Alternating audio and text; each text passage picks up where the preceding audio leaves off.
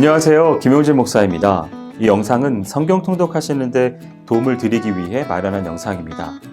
통독을 하면서 익숙하지 않은 배경과 내용들로 인해 어려움을 겪는 성도분들이 조금이나마 도움이 될까 싶어 마련한 것인데요.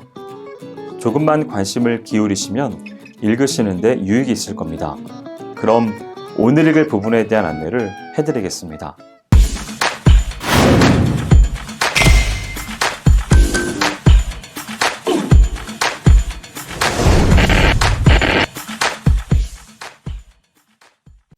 오늘 읽을 본문은 이사야 23장에서 27장까지입니다. 이사야 23장은 두로의 멸망과 회복을 예언하고 있습니다. 1절에서 14절은 이방 10개국에 대한 심판 예언 중 마지막인 해상무역의 중심국 두로의 멸망에 대해 예언하고 있는 부분입니다. 본문의 내용을 보면 먼저 해상무역을 통해 크게 부강하였지만 졸지에 멸망한 두로에 대한 애가가 나오고 두로의 멸망이 그의 교만에 의해 심판하시려는 여호와의 작정에 의해 이루어진 것임을 밝히며 두로 멸망의 참담한 결과들을 애가 형식으로 기록하고 있습니다.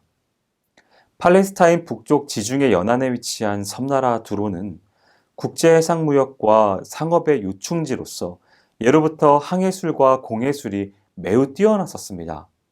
이스라엘과는 다윗 시대부터 밀접한 관계를 유지했으며 특히 솔로몬의 성전 건축에 끼친 공헌이 컸습니다.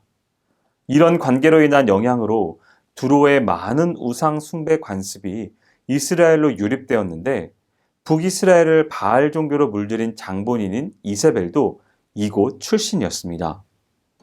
이처럼 교만과 우상 숭배, 음란의 도성이었던 두로는 1차적으로 아수르에 정복되었으며 바벨론의 침공에 이어 헬라 제국에 의해 완전히 멸망하였습니다.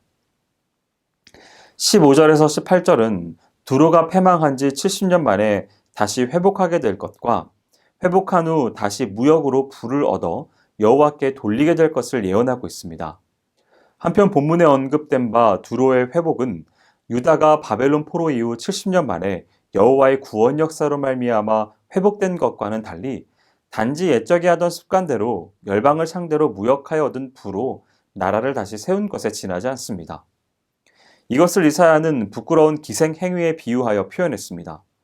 그러나 이사야는 두로인들의 무역 행위가 포로 귀환한 유대인들에게 재정적인 도움을 주게 될 것을 예언하고 있습니다. 이 예언은 중간기 시대와 신약 시대에 두로가 무역과 상업의 중심지로서 팔레스타인 유대인들에게 물자를 공급해 주는 역할을 하게 됨으로써 성취됩니다.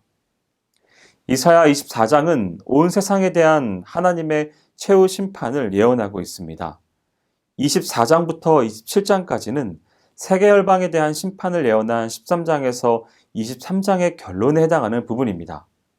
앞에서 이사야는 하나님께 대해 적대시하고 교만할 뿐만 아니라 권력과 재물로 육신의 만족만을 쫓는 음란하고 악한 이방 10개국을 향하여 하나님의 엄중한 심판을 경고하였었습니다.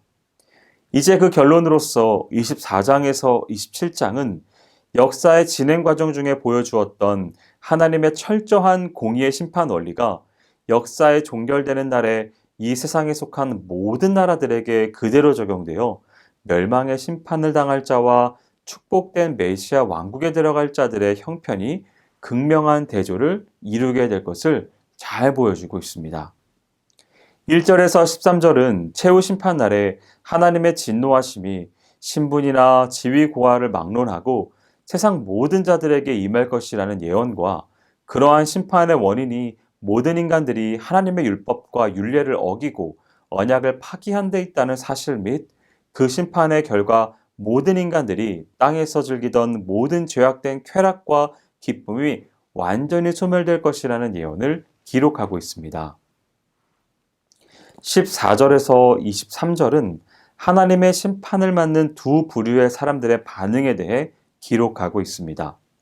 이를 구체적으로 살피면 먼저 동방에서부터 땅끝까지 최후 심판날에 구원받아 남은 자들이 여호와를 찬양하고 경배하는 내용을 담고 있고 현재 극도의 패역한 상태에 있는 유다 백성들을 대표하여 선지자 자신이 탄식한 사실과 범죄한 모든 자들이 여호와의 심판으로 인해 극한 두려움 가운데서 멸망할 것이라는 사실을 말하고 지상의 모든 왕들과 천상의 악한 세력들이 최후 심판 후에 여호와께서 택한 모든 백성들의 왕이 되셔서 영광 받으실 것이라는 사실을 기록하고 있습니다.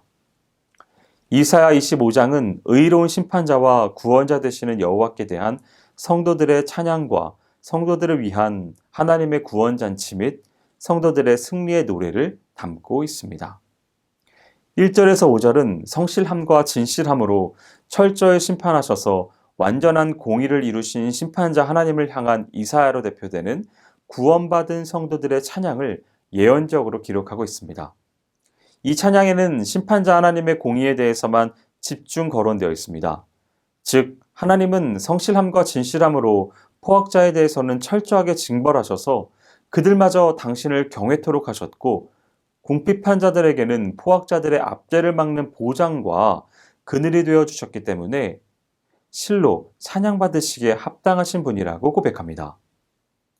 이사야는 앞에서 거듭 이러한 공의를 메시아 왕국을 이루는 가장 기본적이고 근본적인 메시아의 통치 원리로 소개했었습니다. 즉, 세계 열방 중에 택한 모든 백성들이 자발적인 기쁨으로 주 앞에 나오게 되는 근본 이유가 공의로 다스리시는 메시아의 통치로 말미암아 영원한 평화와 안정 그리고 행복을 누릴 수 있을 것이기 때문입니다.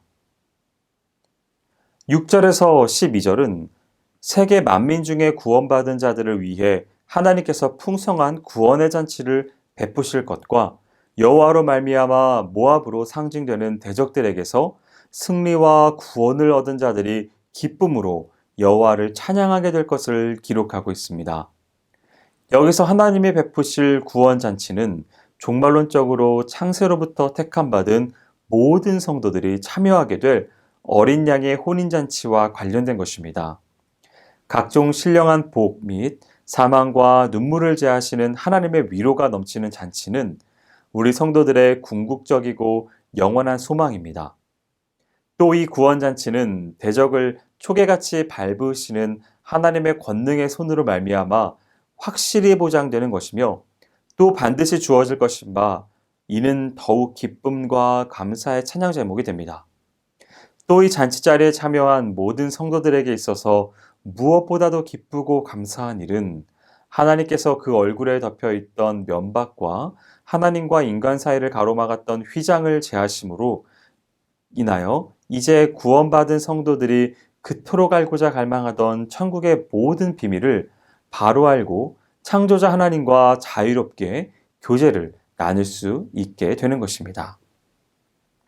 이사야 26장은 구원의 성에 들어갈 자에 대한 소개와 성도들의 구원의 노래 및 임박한 심판의 때를 사는 성도들을 향한 권면의 내용을 담고 있는 장입니다. 1절에서 7절은 여호와의 구원 역사로 말미암아 그 구원의 성에 들어갈 자들에 대해서 소개하고 있습니다. 즉, 신을 지키는 의로운 나라, 심지가 견고한 자, 빈궁한 자, 곰핍한 자, 의인 등으로 소개됩니다.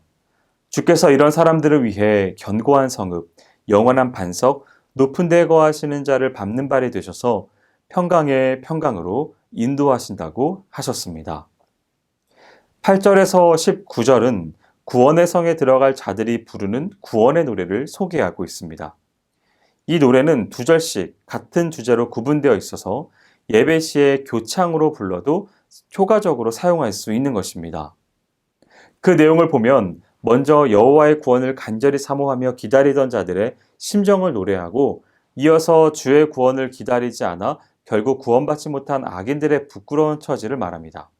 그리고 의인을 구원하신 하나님의 은혜를 노래하며 악인의 비참한 종말과 의인의 영광을 노래합니다.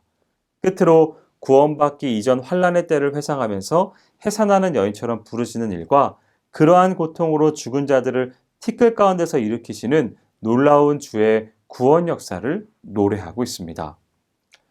20절과 21절은 지금까지 미래를 향하여 있던 시야를 현재의 시점으로 돌이켜서 하나님의 구원이 있기 전에 먼저 악인들에 대한 심판이 있어야 하는 그 진노의 심판이 지나기까지 밀실에 숨어 구원을 기다릴 것에 택한 백성들에게 권하고 있습니다. 여기서 밀실은 마치 출애굽 시 하나님이 애굽 땅에 내리신 장자의 재앙 직전에 이스라엘 백성들로 하여금 자기 집 문설주에 어린 양의 피를 바른 후 재앙이 지나가기까지 기다리게 한 집들을 연상케 합니다. 또 밀실에서 구원을 기다리는 주님의 명령은 세상 끝날 주님의 최후 심판이 임할 때 밀실에서 은밀히 주와 교제하면서 세상의 죄악에 물들지 않은 자, 곧 흠없는 의로운 자들만이 장차 주와 함께 감격이 넘치는 구원의 노래를 부를 수 있음을 보여주는 것입니다. 이사야 27장은 리워야단에 대한 심판 예언과 포도원지기의 구원의 노래 및 택한 백성의 구원을 위한 하나님의 징계와 회복을 약속하는 장면입니다. 1절에서 6절은 리워야단의 죽음과 포도원지기의 구원의 노래가 나오는 단락입니다. 먼저 1절에서는 하나님께 적대적인 이 세상 모든 악한 세력의 우두머리인 사단을 상징하는 리워야단이 하나님의 징벌에 의해 마침내 죽임당할 것임을 선언하고 있습니다. 이는 선민의 구원을 위하여 선민을 박해한 사단의 수하에 있던 악한 세력을 벌할 것이라고 했던 예언과 연관됩니다. 그리고 2절에서 6절에서는 포도원을 보호하시고 그 대적을 멸하시는 포도원지기의 노래를 기록하고 있습니다.